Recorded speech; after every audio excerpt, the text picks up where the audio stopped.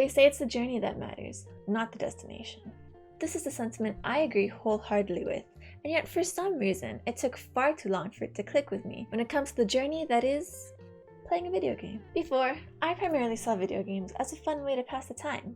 And yes, while I do still think there's something that should be a source of entertainment and fun, recently I've come to realize just how effective of a storytelling medium they can be. As you can probably guess from the title, this change in perspective is something I attribute to Final Fantasy XIV. Final Fantasy XIV Online is a massively multiplayer online role-playing game that stands as the 14th numbered title of the well-renowned Final Fantasy series. While I already knew to expect great things from the story of a Final Fantasy game, I think the MMO aspect of it kind of tempered my expectations a bit, leading me to be thoroughly impressed in the end. The care and attention put into the story and the lore really captivated me and got me more invested than I ever thought I would be. Prior to playing this game, I thought I could be satisfied just watching a cutscene compilation or a stream of any game that I had an interest in. However, after experiencing this particular adventure, I learned to really appreciate going on that journey, actually playing the game for yourself and getting to personally experience all the content a game can provide. I know this is not something special to FF14, maybe you've had a similar experience with a different game, but for whatever reason, it just didn't click with me until after I played Final Fantasy XIV. So I want to describe some of the things about this game that really resonated with me and caused me to have this awakening of sorts. There are a lot of different videos on YouTube describing how great the game is and how it has affected these individuals. I noticed that many of them often address how amazing the community is and credit a big portion of their impression to that. And while I don't want to detract from that, because I too think the community is amazing and I've only ever had positive experiences with them, even though I haven't had as many as I would like because I'm a little shy. I wanted to primarily focus on what this game provides within its narrative. Please note, I will attempt to do so without major spoilers. I'm no stranger to video games. I've been playing them since I was a young child. I just haven't played a wide variety, or really very many, especially not the major story ones. Of the ones I have played, I have enjoyed the stories, even if they do tend to get a bit convoluted at times. And Final Fantasy XIV is not my first Final Fantasy game. I have had some experience in other games, mostly with the compilation of Final Fantasy VII, but I do know a few things about other games as well. And while I say most of my experiences with the compilation of Final Fantasy VII, it is quite out of order. I think I probably watched Advent Children before playing any of the games, but the first Final Fantasy game that I ever played was Final Fantasy VII, as you can guess. And I played through it all, but I didn't get the proper experience with it because I never got Vincent Valentine. I was really looking forward to him, and then before I knew it, it was over. I was like, wait, what happened? I tried to go back to get him, but I didn't really understand a lot of things. So then I got Dirge of Cerberus, and I was like, okay, this is it. I may have missed out in the game, and I don't know how to get him, but I can just get this whole experience with him here. And it looked so cool, and he looked just like in the movie. But then I didn't get too far in that one either, because I realized I suck at shooting games. And you know what? He's got a gun, so I'm still lacking in my Vincent experience. I watched the cutscenes for Crisis Core because I never had a PSP, I think it was on. I've played a little bit of the mobile game Dissidia Final Fantasy Opera Omnia. That was pretty fun. That was the first time I actually met the characters from 14. In that game, I've gotten little experiences of different characters from other Final Fantasies.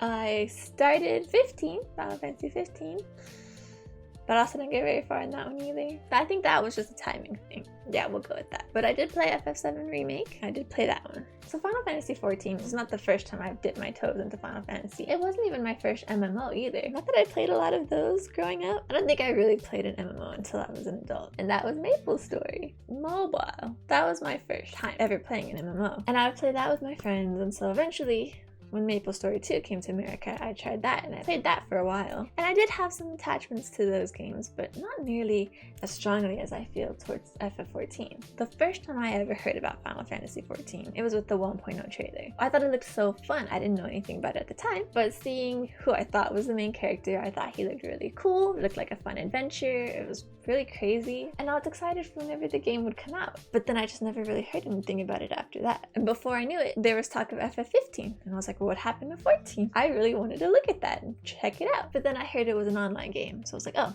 never mind. So then years go by. After the fall of MapleStory 2, I had a hole in my heart. There was a void that I needed to fill. And at the time, there was a lot of hype for Shadowbringers. I had seen the trailer for Shadowbringers. I thought it looked really sick. It looked awesome. But I was thinking, oh, it's an online game. I'm not gonna be able to play this. I don't think I can do it very well. I don't remember exactly how it happened. I think there was some kind of sale. I think it was only for 30 days. So I said, okay, sure, I will try Final Fantasy XIV. And I went through the character creator and made this really cute character that I liked. I didn't really do too much research, but I ended up just picking Thaumaturge because it had like the fire and ice, right? And I got up to level 5 and then I quit. Nani? I didn't really mean to quit, but I just, the time ran out and I didn't get very far and I had no idea what I was doing.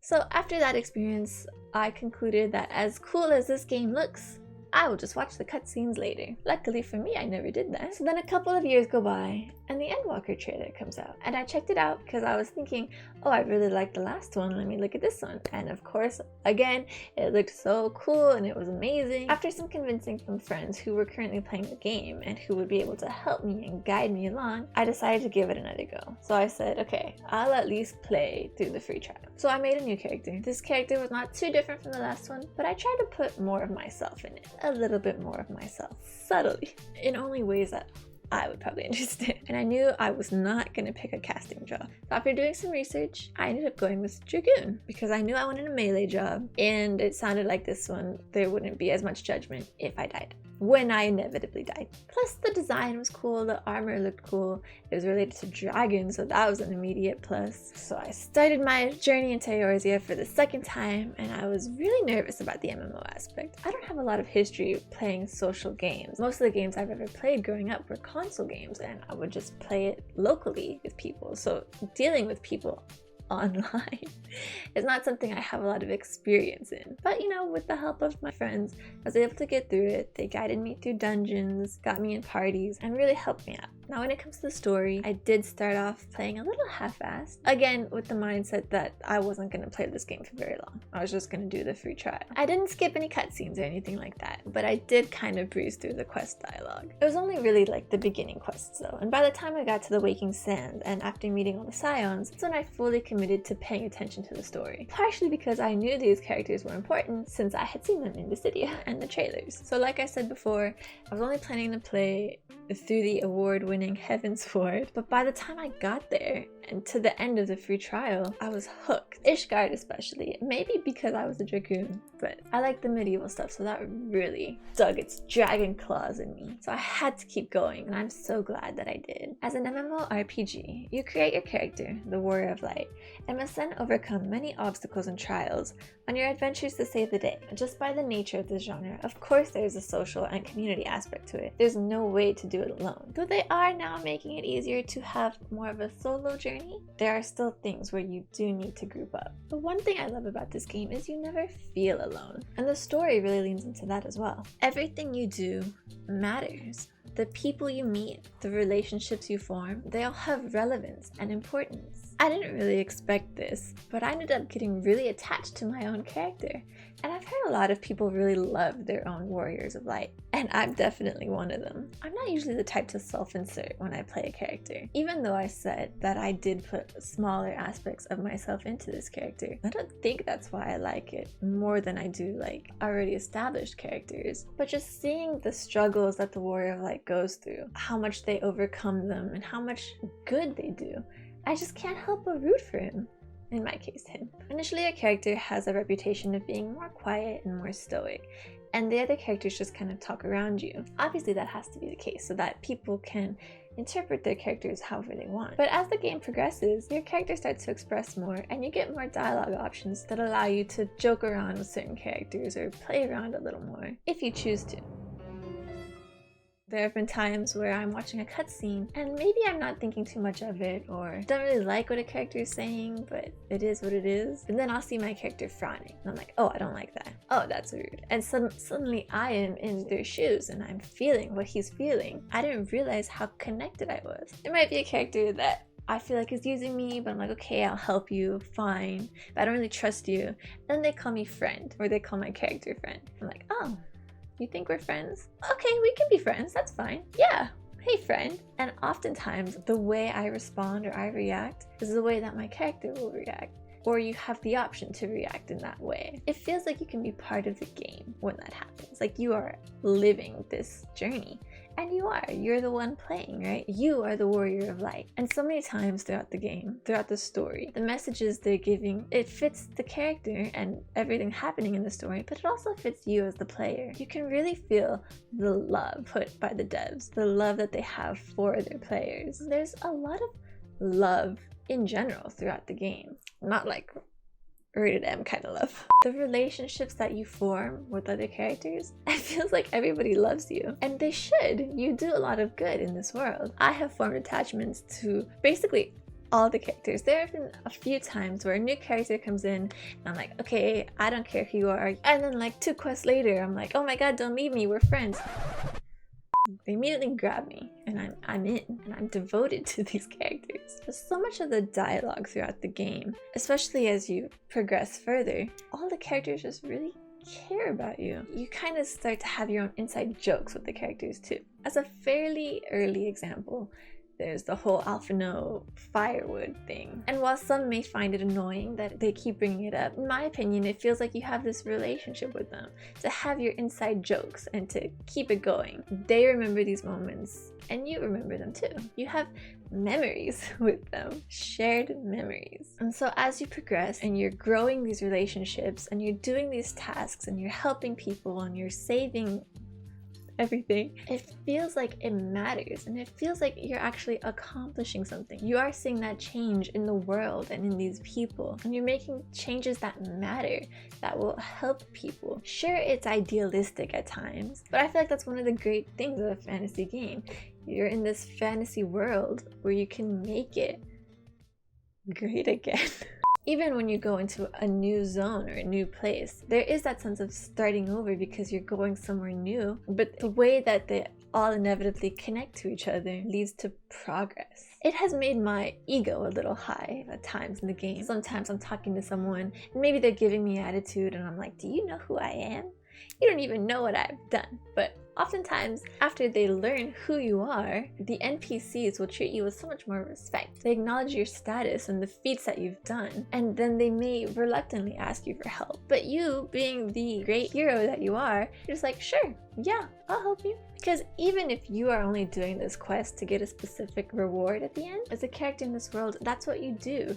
You travel and you help people. So there's still a humility to your character as well, no matter how many great things you've done. And I kind of feel like that goes into why the community is so great as well. Everyone is experiencing the same story and putting aside your differences to overcome challenges and obstacles together. And that is what you do in the game. As this MMORPG, no matter your differences, you get a group of people together and you overcome a challenge. And hopefully, if all goes well, in the end you can all celebrate together. Just going through the story, by the end of it, I really feel like it melted my heart. I used to joke about having like a cold heart or whatever, but now I feel like my emotions have been unlocked. I just cry way too easily, especially right after I finished Endwalker, because I started playing the game a little before it came out. And so I was able to play Endwalker on release, but I hadn't done everything before that. So after I finished Endwalker, I decided to do the Sorrow Warlick quest line. That was really tough.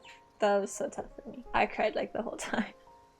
At this point, I feel like I have formed such a strong attachment to so many different aspects in this game that there's gonna be an emotional response. It may not always be like tears streaming down my face, but it definitely touches my heartstrings. And one of the key aspects that really affects me is the music. And I think most people can agree, if not everyone, that the music in this game is phenomenal. Masayoshi Soken is amazing. He's a genius. And it's not just him, all of the staff too. I've recently started to learn about leitmotifs.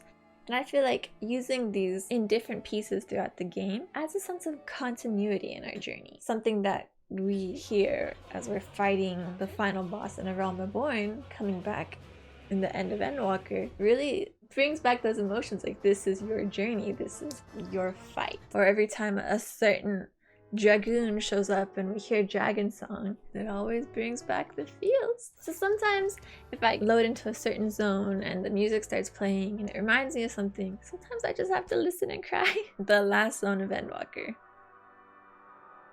dead. And maybe this is a less popular opinion, but I feel like even the art direction has affected me. I don't remember what it was. I think it was somewhere in Shadowbringers, maybe Endwalker. But I do remember there was a time where I was watching a cutscene, and for some reason, just the way it looked, I don't know if it was the lighting, the scenery, everything, I just burst out crying. I don't know why. It just touched me and it looked so pretty. And the art style of the characters especially is very pretty, despite the old and outdated graphics. So I can't wait to see what everything will look like in 7.0, and I can't imagine how much it'll affect me. But another thing I appreciate is, like, sure, you can choose what you do in the game. You don't have to do all the side content, but if you do it, oftentimes it'll come back later. It can provide more of an explanation for things that are happening, or sometimes it even just feels rewarding if a character mentions it. For example, during the Crystal Tower, anytime that comes up, or Alligans or everything, it all feels worth it, especially in Shadowbringers. Even the story with Edda and her party back in A Realm Reborn, that quest really stood out to me because that was one that I actually did kind of focus on,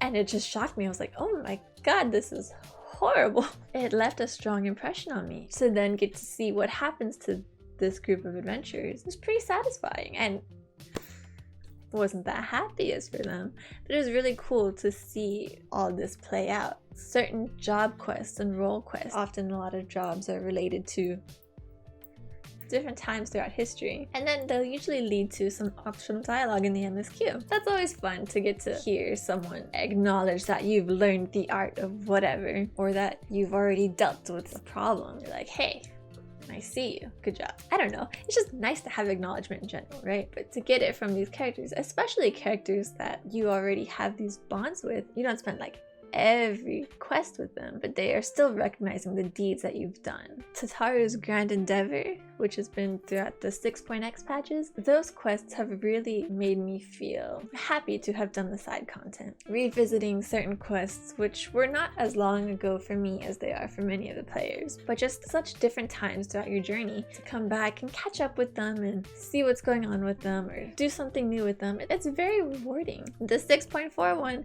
killed me though. It was satisfying, but it hurt. And I was not expecting tears for something called Tataru's Grand Endeavor. The waterworks could not be stopped. By having these acknowledgements, it makes me want to focus more on this side content and remember these characters that you might think only matter for a short time, but could eventually have real importance later. Even certain characters that you save just because they're there, they remember you and they're grateful to you. It just makes me want to remember them too. It adds to this world and helps me feel like I'm a part of it. This game has affected me so much that I bought a book. Actually, I bought 2 books. And I've been reading them. It helps that there's pictures. I never thought I would be so invested in a game to make me buy a book. That's how much I want to learn about this world and all the lore and everything. And a lot of it you do get in-game, but to have it all compiled together is very nice. It's a nice reference to look back on. And it's so pretty. By taking the time to take in all these smaller details, it has really felt like you are on that journey. And of course, it's going to only keep continuing on. And so now moving forward, I just hope I can really take in all that is happening and every character that I'm talking with, everything that's happening around, everyone you help. They all matter because you matter to them. To have these connections that make sense feels satisfying, and it feels good that they're not forgotten, or that you are not forgotten. They'll bring things back from ARR or Heavensward, and yeah, maybe it's hard to remember, but to have your deeds still be recognized from back then, it just gives me this sense of accomplishment. And had I only been watching the cutscenes, I wouldn't have that same feeling. To have done these quests and these deeds myself, and to read them, even when they're not voice acted, to read it all and experience it, I think provides a better experience than just, skipping to the end, to what's supposedly the best part. Part of why Endwalker was so great is because you went through every other expansion and it acknowledged that and it all came together to the end. And so it took me a long time, but now I want to experience this with other games because there are so many that I've missed out on just because I didn't want to make that investment. But that's different now. It's my new goal to play all sorts of games and appreciate the writing that goes into not only just the major cutscenes, but even the smaller details in the quests and the help text and small pages that you can find along the way. Taking in all the lore. Granted, I will probably still struggle to read like humongous pages of text. That's a little harder for me. Even when I was playing Genshin Impact, I did start that one before I played Final Fantasy XIV. And so that was with my previous mindset, and I didn't take in a lot. I still haven't really read the books in that game, or much of the lore that it has to offer. Moving forward, both with Genshin and now Honkai Star Rail, I hope to really appreciate more of the story and the lore, because they do put a lot of work into it. And I think many other games put a lot of work into it as well. FF7 Reunion Crisis Core, even though I did watch the cutscenes for the original Crisis Core, I would like to experience Crisis Core for my own, so that is one I hope to play in the future as well. Also, we have Final Fantasy XVI, which just came out, and that one I know is going to be amazing. Game of the year for sure. With so many of the 14 devs working on it, I'm expecting it to bring out my emotions just as much, if not more so. Just hearing the way Ben Starr talks about Clive and his story, I already know I'm going to love it. It's not like only Creative Business Unit 3 is making good games. I know there are more out there. Now that my eyes have been opened to the potential of video game storytelling, I would like to expand my horizons beyond that and experience all the stories I've missed out on over the years. Let me know in the comments what some of your favorite video game stories are and what you would recommend for a noob like me to play. If you made it this far and liked the video, please consider hitting that thumbs up, and if you want to hear me raving more about shows, movies, or games, click that subscribe button and the bell to get all alerts. Hope to see you guys in my next video.